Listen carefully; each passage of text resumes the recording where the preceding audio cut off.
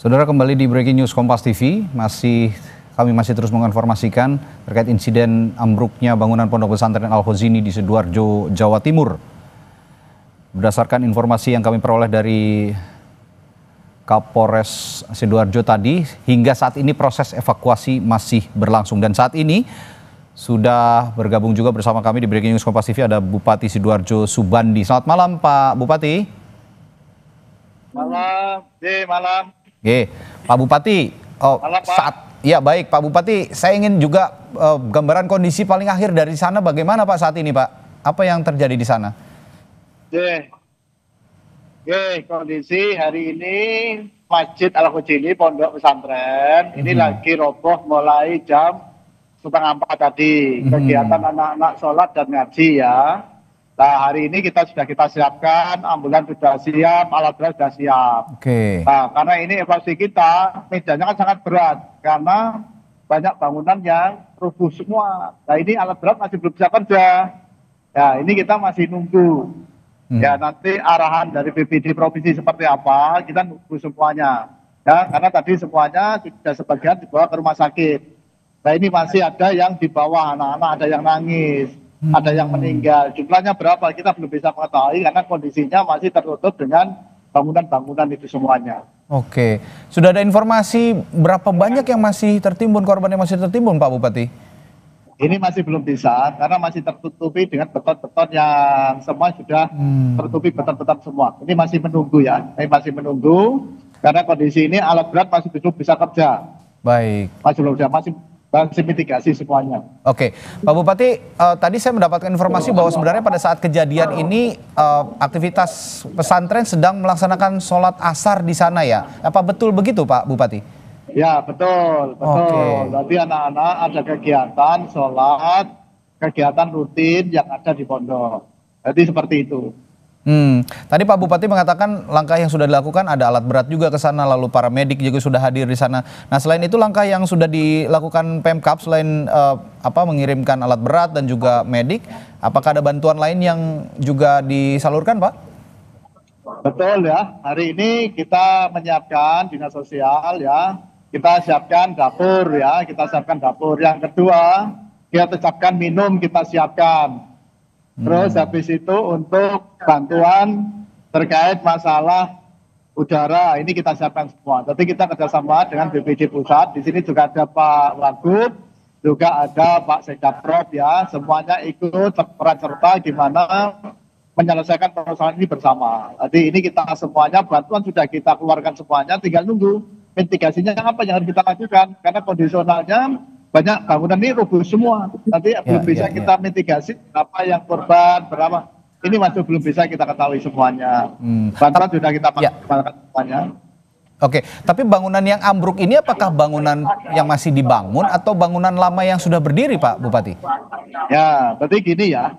Banyak pondok itu kadang bangun masjid, bangun pondok, kadang dia tidak mengurus INP-nya dulu, langsung dibangun. Oke. Baru selesai, ini baru izin baru selesai.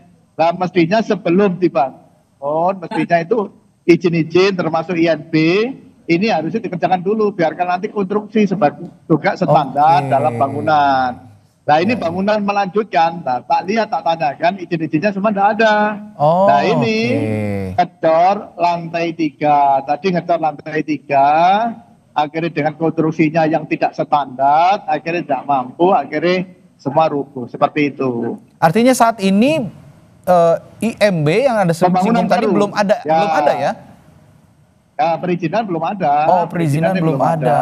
Oke, tadi namanya masjid, pondok pesantren biasanya itu bangun dulu, izinnya itu baru selesai baru diurus. Nah, yang kita khawatirkan kalau tidak sesuai dengan konstruksi akan menjadi seperti ini. Nah, jika ternyata belum berizin dan tadi Anda juga menyinggung sebenarnya konstruksi bangunan yang masih dalam tahap pembangunan ini juga masih belum sesuai standar, apa tindak lanjut dari Pemkab Sidoarjo, Pak? Tentu setelah ini kita akan sosialisasi. Manakala nanti semua pondok pesantren ya semuanya dari mulai tingkat desa, tingkat kecamatan kita sosialisasikan.